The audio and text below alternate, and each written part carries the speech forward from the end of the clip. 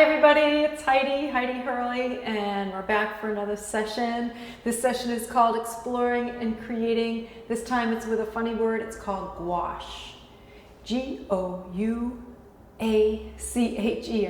So it's gouache. It's a funny word. People get freaked out when they hear the word gouache.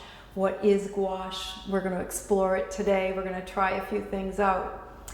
The purpose of these sessions is for you to explore, try a new material, see how it works, and see what happens.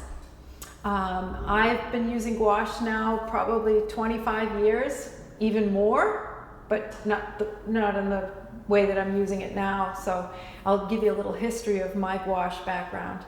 So gouache is a fancy word for tempera paint, basically. You know, when you went to school, the teacher would put poster paint out or tempera paint. And what gouache is actually a condensed version of paint that comes in a tube or comes in a little jar. And it's similar to watercolor, but I like it better for a couple of reasons. And one of the big things is that watercolor is transparent and you can't layer it. And what that means is if it dries and you go to put color on top of it, it's not going to be the true color that you see on top of it because you can see through the color. So with gouache, what happens is that it dries and then you can work back on top of it and say you drew a dark or painted a dark gray background and you wanted to put some white on top of it or some yellow or whatever color, it's going to come out. And so gouache dries fast. It's chalk based or pigment based, and it comes in lots of different styles and techniques, lots of styles and different brands. You can buy it very inexpensively, like a set with watercolors, and get a starter set and try it out. I'm going to show you some of the techniques that I've used and show you some fun things to do with gouache. My background goes back to gouache. When I was in college, I was going to school for design. I went to Mass College of Art in Boston, and I was in graphic design. And back then, we hand did everything. So if I was mocking up a book cover, you didn't do it on the computer, you did it by hand. So I would hand letter in gouache, or I'd paint something. And so gouache was a great medium. It could control it. You can do some really fun things with it in lots and lots of detail. I have a friend who's an artist. His name's Tony DeLuz, and he does some amazing, realistic, absolutely beautiful gouache work. It's like it looks like a photograph. That's how wonderful it is. I work fast. I've been doing gouache for a long time. I'll do landscapes, or I'll do house paintings, or fun different things that I enjoy working with. I do a lot of seascapes and a lot of things with gouache, so I enjoy working with it very much so. When I started with gouache, I got very, very detailed, and I don't know if the camera can zoom in on this too much, but if you look carefully, you'll see that these are really small drawings, maybe 4 by 5, but it's done with a fine paintbrush and gouache, and layering and layering and layering of colors and adding details. And what these pictures are I did them along the bike path down in Cape Cod. So there's different pieces of nature that I would pull out, so the edge of the bike path into the woods, and then I put the fence post, and then I have a piece of, it was like milkweed or whatever, and one of the cottages and stuff. So these are really quick little, yeah, you say quick? No, really, they were quick little sketches that I did on the bike path. And I would sit there with my little brush and I would do all my little details. It dries fast. When I go on vacation, I bring a set of gouache with me, and I can work with the gouache. Gouache is also reusable, so when it dries, you can actually go back into it and use it. So it's really kind of fun. What you can also do with gouache is explore and have a color blast, like have some fun with it. treat it like watercolor or treat it like something else that you want to use. But this was a total, I think it was this way because you can see the drips. I just wanted to see what I could do with color. I just had so much fun playing around with this and just adding and adding and adding more color. I never really get the opportunity to use my fluorescent colors very often for real painting, so this gave me the opportunity to use those and some of my silvers and golds. It's really fun. I also work really quickly, like in series paintings, like I love doing birch trees, so it was a series of birch trees that I used the white paper and pulled up and tried to get the different values of the birch with the background and the different times of the day. So again, you can work fast or you can work really detailed, you can work slow. And finally, up on the screen up here, this is something that was done on site, and this was done down in North Falmouth, where I summer down in a place called Megansett. And I happened to be in this beautiful heaven that's down there, and this was done outside on the deck, and there's this beautiful place where I walk. It's called Lawrence Island, and the reflection of the boats in the background and the reflections of the boats in the front. I'm not kidding, this was a fast, quick demo. And the reason why it jumps out at you is because it's actually done on a dark paper. It's not done on white, so I had to paint the whites in, and you'll see that, and I'll demonstrate that a little bit when we start to work with it. So I'm going to just tell you a little bit about the gouache so that you don't go out there and go buy a set and you say, oh, this isn't what I thought.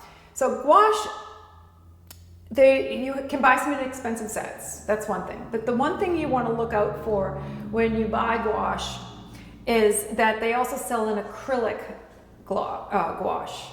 I don't know why. I have no idea. But I found out by mistake, because regular gouache, you can, the best way to explain it is you can actually pull away from it, or when it's dry, you can apply wet and kind of reduce it or take it away. Whereas acrylic gouache is permanent. All right, so if I have my palette, which I'm just using a coated paper plate for this, or you can use a piece of plastic, or you can have any type of palette that you want to. But when I use a palette, when I put the gouache onto the palette, squeeze a little bit on there, the acrylic gouache, there's no, I can't bring it back. I can't use it again. Once I put it on, it's permanent. Now, that's good for some people if they're doing a painting and they want it to be permanent, that's on there. I don't know why, but it works the same way. It's just that when it dries, you can't rework it. Whereas some of the other ones, some of the favorite brands that I use are Winsor Newton. Winsor Newton has a really nice acrylic pigment base. They dry nicely. What happens with gouache is, if you notice, it's pretty flat, it's not shiny. So the acrylic will have a little sheen to it, a little shininess to it. So that's another thing to keep in mind. When I use gouache, what I want to do is make sure that I have water. And I love to have my water, my brushes. I like an assortment of brushes. So I have a fan brush here only because who knows what I'm going to do with it. It might be fun. Might want to have a toothbrush to spray some really cool color. And again, this works very similar to watercolor, right? So you can work really fast, and then this will dry faster than watercolor. So my brushes I have here, paper towel to pick up any goofs or wetness or whatever. So those are my materials that I want to be working with. The other thing that I like to have sometimes is a painter's tape. Painter's tape you can put along the edge of your painting to give it that nice crisp edge. If you don't want the edge, that's fine too. But I like to put this on top of the paper when I'm working with it. And as I mentioned, some sort of a palette. So A lot of artists do work in gouache. You don't see much about it. A lot of realist artists would work in it. John Singer Sargent, even Pablo Picasso, he worked in gouache. I think it's one of those mediums that you don't hear a lot about, but it's fun to say. So gouache, how cool is that? So I've been using gouache now for about 40 years. It's my favorite medium, so we're gonna play. All right, paper. You can use regular watercolor paper. I like to use smooth Bristol that's kind of thick. Bristol paper is it's a brilliant white. It's flat, smooth surface. And when I work gouache on top of it, it keeps the lines really smooth. Watercolor paper has a texture to it, and the lines, if you're trying to do a straight line or something, it may not come out as well. I also, as I said before, love to work with colored paper. If I work, I have to pull the whites out. So part of the story with this is if this was white paper and I wanted the white sills on the building that was there, I would have to leave the white, you know? So I think what's nice for me with the dark paper is I can work on top of it and pull out whatever it is. Do you have to use colored paper? No, but I just thought it was kind of fun to show you how you can work with the different colored papers. Gouache can be very, very brilliant and intense. You can be very, very light and airy, just like watercolor. It's beautiful the way that it works. I tend to create lots of little mini pictures. I do that because I don't know why, but I like to work small and I like to work with lots of little pieces. My finished pieces tend to be pretty big. If I'm doing work for some people or for somebody, I'll work on a larger scale. And I also work with different colored papers as well. All right, so I think we could probably get started. So what I'm gonna do is I'm gonna demonstrate a few techniques for you. I'm gonna go through this and I'm gonna talk about some of the paint brushes and the tape and how I might go about it. But I wanna show you how you can make it look like watercolor, or you can make it be really intense. So you can do that. So I'll take this away. And I'm just gonna use this watercolor paper now. This is the fun part. Again, texture, not texture. When you buy a watercolor pad, see if you can feel it. The two different sides. The cold press is usually rough, and the hot press is usually pretty smooth. So for right now, I'm gonna keep it on the smooth side, and I'll put this here. So just like watercolor, you need the water to make it work. I taught a class recently, a little workshop, and I told everybody, you just need to squeeze a small amount from your tube about the size of a dime. And people were using it right from the tube, and you need to use water to activate it, to make it happen. So we're gonna make sure that we have some fun with this. For this piece, I'm gonna use the non-acrylic, okay? So the non-acrylic, I've got a yellow, I have a magenta, and I believe I have, for me right here, I have an ultramarine. I would probably want a cerulean or some other cyan, but I'm gonna use my ultramarine for this. So what I'm gonna do is just squeeze a small amount onto my palette. And so here we go. I'm just gonna squeeze about the size of a dime. I don't need much more. Right, and I put the cap back on it. Dean Nimmer, my professor at Mass College of Art, some of you may have had him, taught me with one of my classes that if you put Vaseline on the edge of your paints, see, like I can't open it, it won't stick.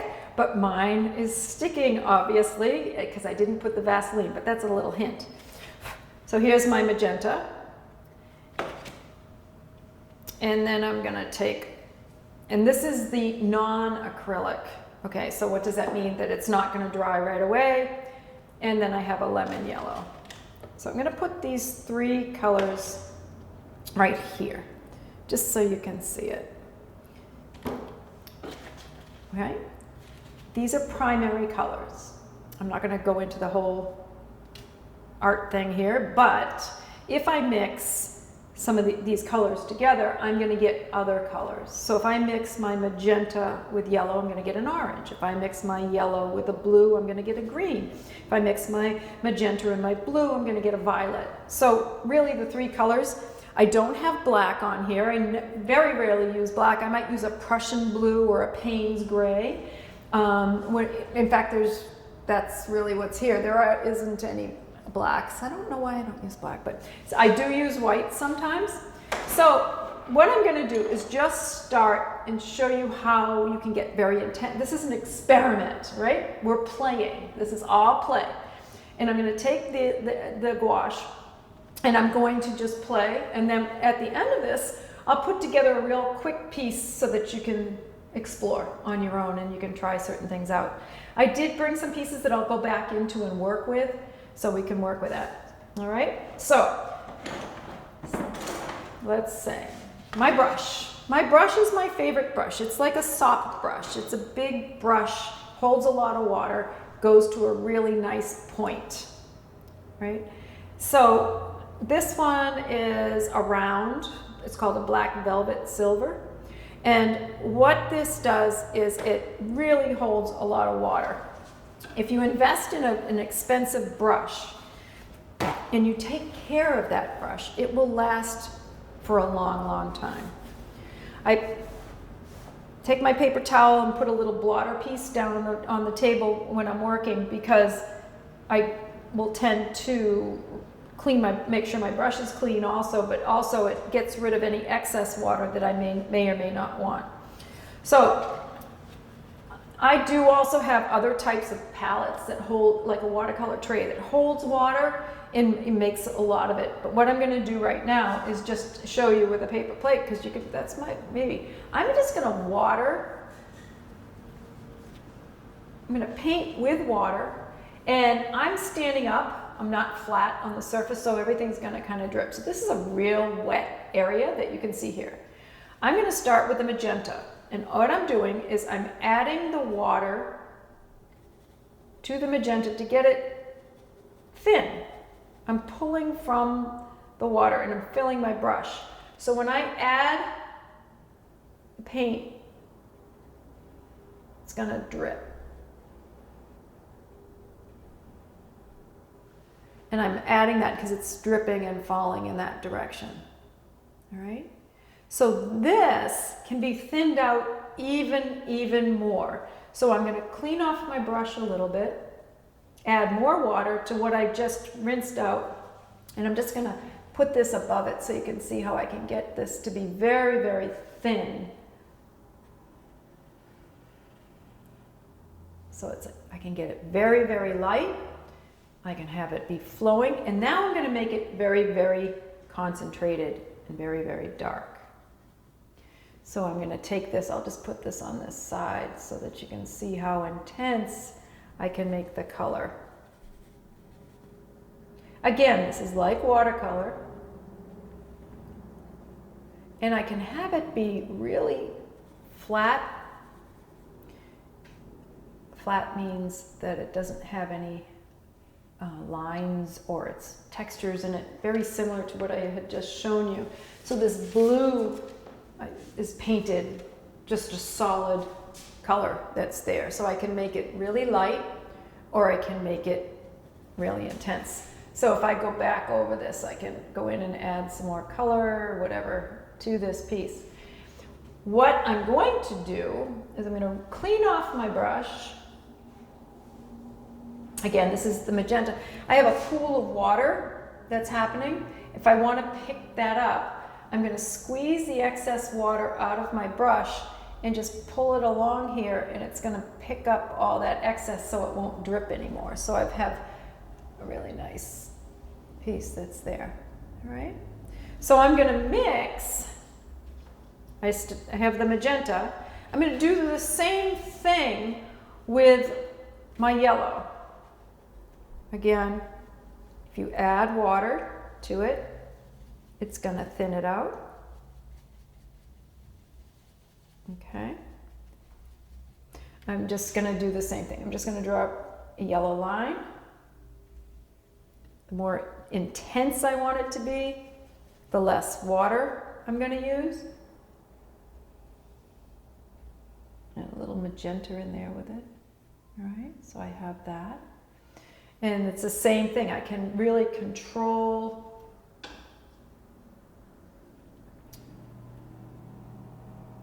see how I vacuumed away. So I've got that. I don't know if the yellow's coming across, but now I'm going to go in with the blue.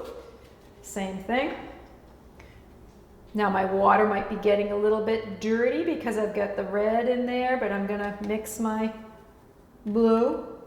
Same thing, light with lots of water. This looks like it's got a little gel in it. And then I'm going to use less water.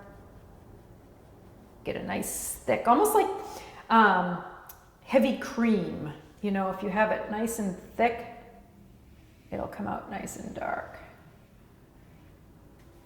You see how I'm creating the difference. The light, the dark, the light, the dark. So here comes the fun part. Ready?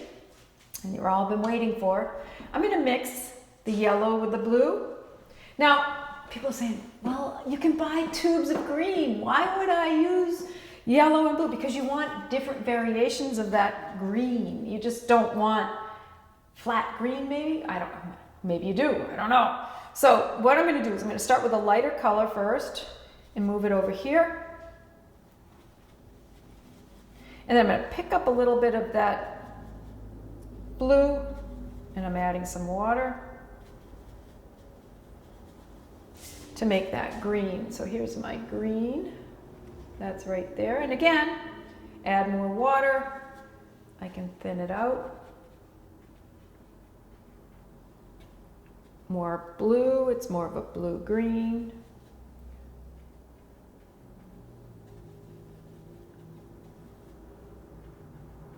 You can see how that one would work. And then if I were to mix my magenta with my yellow, again, I'm going to pull my yellow out and add some magenta to it. I'm going to be creating an orange. Here's my orange. And I can get very intense again. Work with that. Different variations of color. And then finally, if I do the magenta with the blue, I'm going to get some violets. So the lighter color for me is the magenta. So here's a funny thing. If, like, kids at school will say, you know, it's red. Well, it's not really red. It's magenta works better. I tend to think that the magenta will work a little bit better. CMYK, cyan, magenta, yellow. Those are the colors. All right, so this is similar to watercolor. And I will tell you right now, the stuff on the top right there is probably dry. So what I can do is I can work back on top of, and I'm going to take a different brush just to show you. I'm going to grab some of this beautiful purple that I just made. So I can touch to feel, I can feel that it's pretty much dry. Now I can work back on top of this, and it's not going to run like watercolor. See how I can work my colors back on top. The ones that are still wet, I can still see the pools, but I might go back into it and go in there and just play around. And again, I'm playing, I'm exploring, trying different things. Maybe I want to add some extra water to some of this. What if I mix them all together? What color am I going to get? That's a funny story, actually. If you mix all your colors, you're going to get kind of a neutral color. And what happens a lot of times, I use that neutral color whenever I use a landscape. So you can just play, have some fun with gouache. What's the difference between this and this? This one's on a dark surface. And I'm going to show you some examples of what you can do with a dark surface. So again, the paintbrush, the brush, the wash, everything is really up to you how to explore. So if somebody was asking the other day at the workshop I was working, how do I make, or how do I do? Well, you got to try it out. So if I take here's my blue, and I'm filling my brush with that blue, I'm going to take a little magenta just on the tip of my brush, and what I'm going to do is just click and pull and get multicolors of click and pull. So from this experiment that we made, we created hydrangeas. So it's a big thing on Cape Cod. If you just click and pull, click and pull, click and pull, put these all together, you can create beautiful hydrangea flowers, just like watercolor, but it's so much more fun. So I'm going to take this, and now I'm going to start to work a little bit more, say like on a final piece, and I'll set up my palette a little bit and try to create something a little bit with this water and the sky and everything, the way that I like to do it with the darker paper, so you can see how I pull that out. So this is my experimental piece. I could frame this, or I could cut it up into pieces and make some cards. How cool is that, right? Nothing goes wasted, I don't think, I would say. So here I go. I'm going to grab my favorite texture paper here.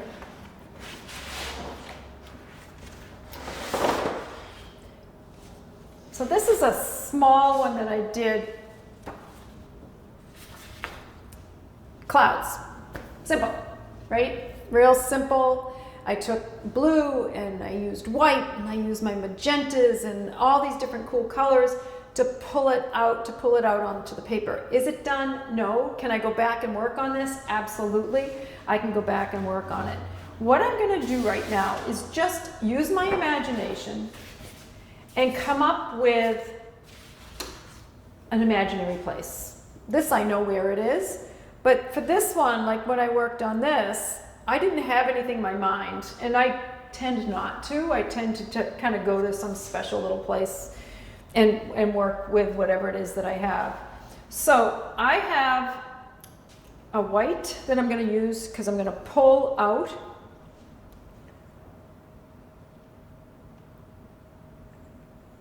All right, and then I'm going to use a little bit of yellow ochre. Yellow ochre for me is terrific for sand. When I think of Cape Cod, I try to pull from that. And that's it. Oh, my Prussian blue. Love Prussian blue. And a Payne's gray I don't have right here, but I can't open it. Oh well, but let's grab a different one.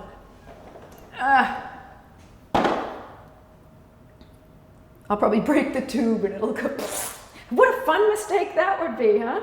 So I'm using the Payne's gray with the blue, so I have that.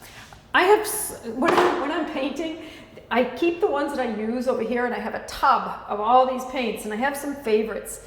Like a brand that's called Lucas is really, really nice. It has a nice greens. I tend to use that, and I'm not beginning to like acrylic, but they have beautiful, beautiful colors that I tend to work with. There's a night blue. There's so many types. And where do you buy them? Well, you can buy them at Michael's. You can buy them through Dick Blick. You can buy them through a bunch of different companies. There's so many that are out there. Oh, did I tell you I like fluorescent colors? Look at this opera pink. Am I going to use it today? I don't know. We'll see. Dean Nimmer would be mad at me because I can't get the cover off of this one. All right, stop talking. All right, so I'm going to go to this place. I'm going to make myself, I'm going to be where I was maybe the other day, and I'm going to create the ocean. Not this scene that's up here. Maybe I could even take it. Nah, we'll just leave it up. But I'm going to take this and I'm going to create it. And again, back to that process, I have to pull the white out, right? Because this is a dark paper. And what happens is that the white that I'm going to use is pretty much going to be where my cloud cover and everything is. So I'm going to take this and I'm just going to kind of play, and I'm letting it run, adding water, concentrate some of it more in some spots. And then, just like I did before, I'm going to take this and I'm going to add a little bit of blue. Doesn't matter what type of blue you use, a little blue-green, to give it my sky.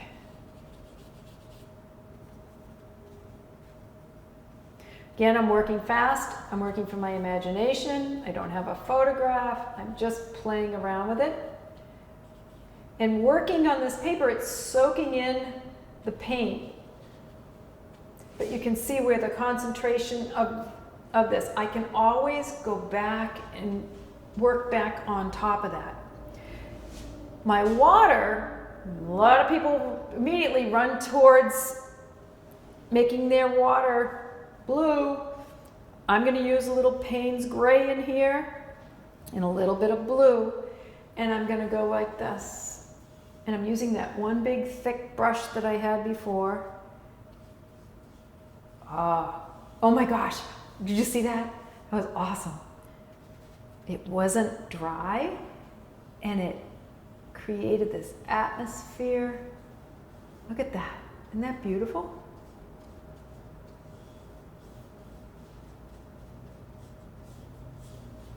So again, if I want it to be thicker in spots or more concentrated, I can go in there.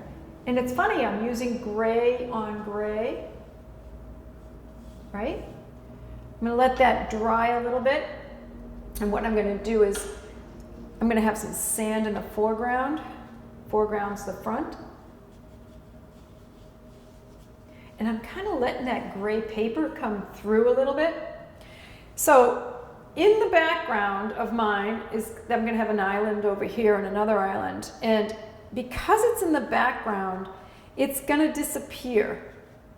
What that means is it's in the atmosphere, it's further back. So I'm going to make it have a little bit of mixture of green and violet to create where the landmass is.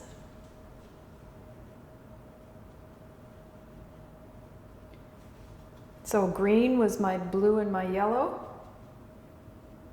I'm not making it perfect green, I'm just making it, oh, you know what? I feel like there's a storm coming. You know, like the clouds are starting to fall like that. I'm gonna add a little bit of, I'm using the same brush. Notice I haven't changed it because my brush can make points and stuff. Maybe I'm going to add a ripple of water that's, storms coming in.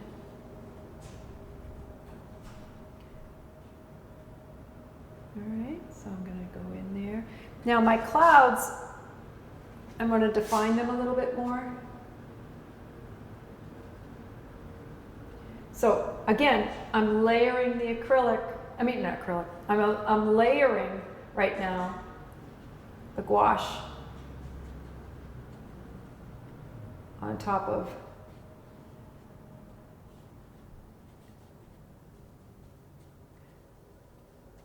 so a little bit of gray down below because it's gonna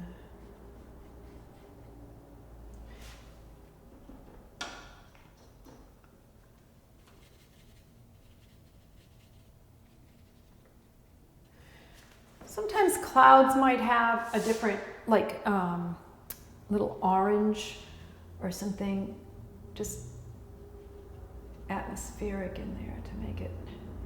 I'm picking up on this. There's my land. All right, so I'm loving what I'm doing here. I have too much fun. So I'm going to take this sand that's down here and I'm going to add, or beach grass, I'm going to be adding some details. Now, when I was talking about detail, what I'm going to do is I'm going to use a finer brush, and maybe with that finer brush, that's when I start to add maybe some beach grass or some other things within there. And then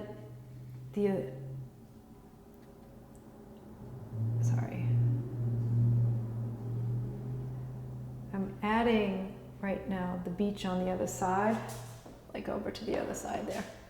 All right, let that dry for a couple of seconds. I'm going to clean this brush out. I'm going to get a more detailed brush with a smaller point. This one's about a 2. All right, so it has a nice point to it. So what I can do is I'm going to make, whenever I'm down in Woods Hole or something along the Shining Sea Bikeway, when I'm along there, there's beach grass.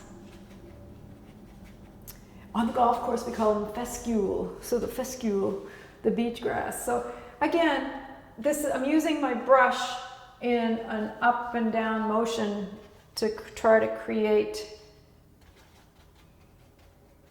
the grass technique. And it's light to dark, it's not all one color. So I'm going to make it, it's closer to me, so it's going to be a little bit more intense. And I'm going to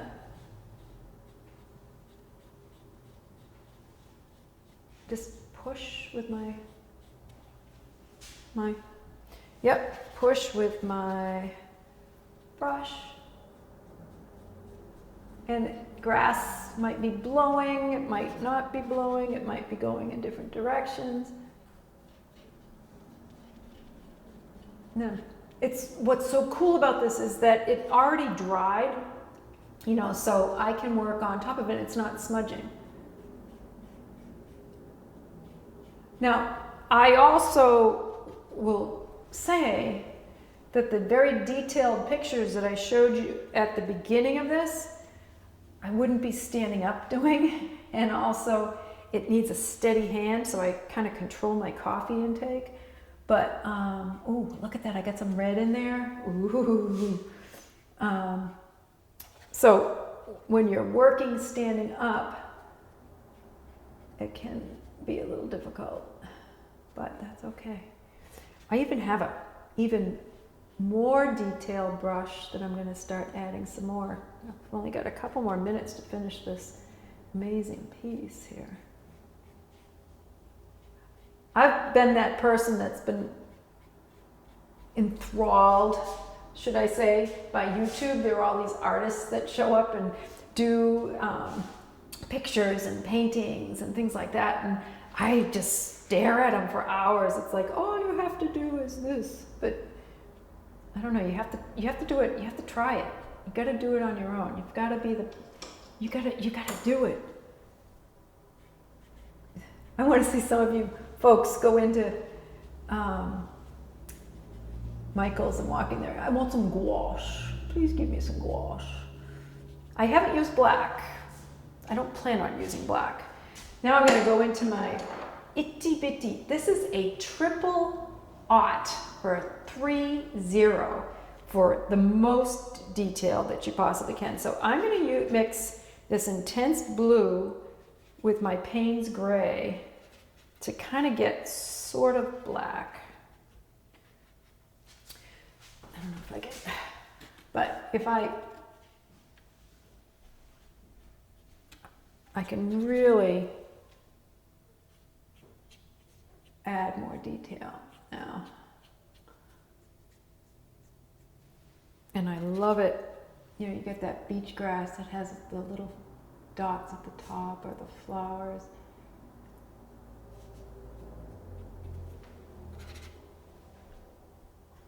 Do you know that we're filming at the Braintree Community Arts Center? Do you guys know about that? It's a great spot. It's a great place in the town. We're going to be offering lots of classes. This fall is our big launch. I would love to have you. I could do a few classes. I'm loving this. So, a couple of things that I'm going to point out. The paper has texture. So the text, if it was light, where I added, the texture's coming through, which is really cool. And then the other thing that's happening, right now it's buckling because it's wet and it's standing up, but I might have taped it down so that it doesn't have all these little bubbles and stuff. But finally, because I don't have much time left to finish this, but I would go back into this, but I'm going to use that little teeny tiny brush and now really focus on the white. So I can pull out those waves, pull out some of the clouds, or even add some dots into the... Oh, can I use that fluorescent pink? Yes, I can. So I'm going to probably add some... Look at... Oh, you can't see. I'm going to add some fluorescent pink just before time's up. All right, so the fluorescent pink, they're going to be the flowers that are on the... Oh, it's too bright for the camera. So I've got this really awesome fluorescent pink, and I'm just going to add little teeny tiny dots of color. And you couldn't do this with watercolor.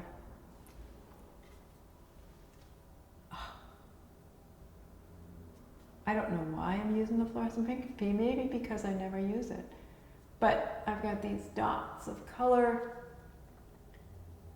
It could be like those, the Rosa Rugosa that's on the beach. Look at that. Ah, happy. All right. So what did we do today? We used gouache. You learned how to pronounce gouache. You learned that you can use lots of water, very little water. You learned how to mix colors. Let's put that over the side there so you can see it. You learned that gouache dries fast, so you can go back on top of it. You also learned that there's an acrylic and there's also a pigment-based gouache that you can use. And the acrylic works just like the regular, but you can't go back in and work on top of it and take it away. So for now, this is Heidi. I'm going to say thank you for creating, thank you for trying, thank you for exploring. I want to make sure you do art, #doart, and enjoy yourselves, okay? So this is Heidi signing off. Until next time, we'll see you all later. Thank you so much.